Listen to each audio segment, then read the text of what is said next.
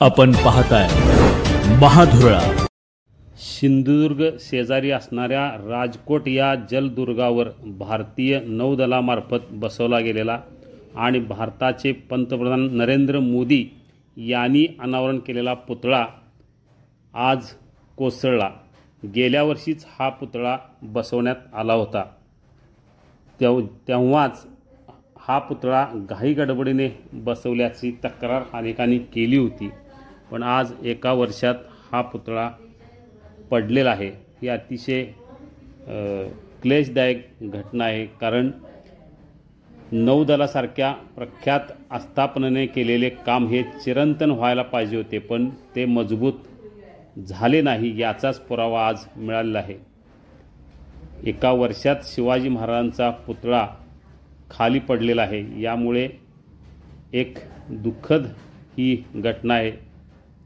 कारण छत्रपती शिवरायांनी समुद्रातही हा किल्ला बांधला, गेले अनेक वर्षानंतरही या किल्ल्याला काही झालं नाही, पण आज सिंधुदुर्ग शेजारी असणाऱ्या राजकोट या जलदुर्गावर भारतीय नौदलामार्फत बसवलेला पुतळा पडलेला आहे।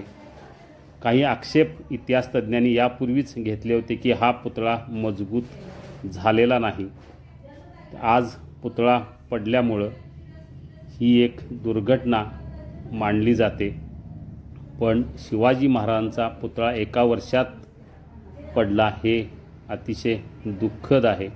या संदर्भात इतिहास संशोधक इंद्रजित सावंत यांनी सांगितले की गेल्या काही महिन्यापूर्वी आपण या पुतळ्याची पाहणी केली, त्याचवेळी हा पुतळा जास्त काळ टिकणार नाही, हे शिल्प बदलावे असे निरीक्षण त्यांनी नोंदवले होते, पण घाई गडबडीने केलेला अनावरण समारंभ आणि इतर काही गोष्टीमुळे आज मात्र शिवाजी महाराजांचा हा पुतळा कोसळलेला आहे।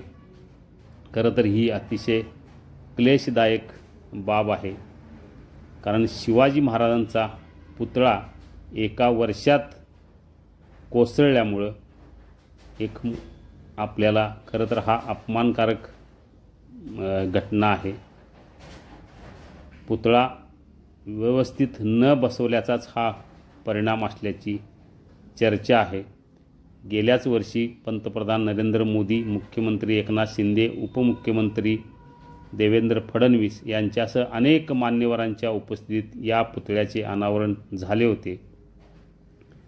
काही महिन्यातच हा पुतळा आता कोसळलेला आहे। ही अतिशय दुःखद बाब आहे।